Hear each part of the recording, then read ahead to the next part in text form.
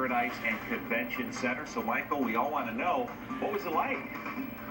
Well, the dust is still in the air, guys, but there is something off in the distance that's not there anymore, and it is the Monaco Tower, as you mentioned. It was about 60 years of history, all imploded in about 15 seconds.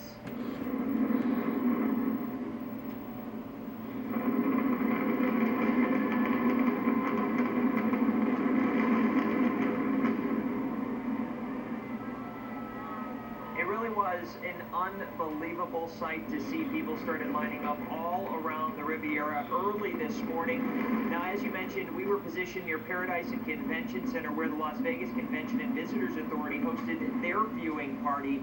A number of dignitaries, including former Governor Bob Miller, was here. They all gathered on stage before the implosion to give the Riv, of course, a proper send-off. A short fireworks display took place with a countdown in midair before the 24-story Monaco Tower was imploded. As the tower fell, a roar of cheers and applause could be heard from all around. Of course, there was a large plume of dust, and that was it. 60 years of history, all gone in about 15 seconds. Of course, the cleanup still continues right now. And as you know, that there's another tower behind us. That one won't be uploaded until August, but the LVCVA really says that they're not going to give it as much of a send-off as they did this first one, guys.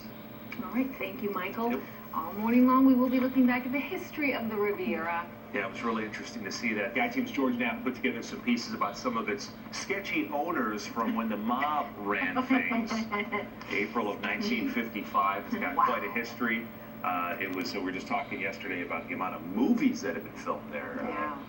Casino, Vegas Vacation, just a ton of them. The Hangover, we did a scene there.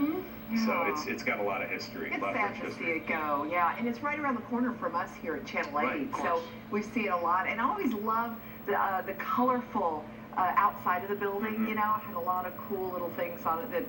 It was just very unique. I thought the outside was very unique. My memory of the Riviera is when we all have breakfast at the Pepper Mill, and we're leaving the Pepper Mill, and Kirsten and I will be like, okay, back to work, and Sherry's like, I'm going to the Riv. Strolls across the parking lot. It's very close.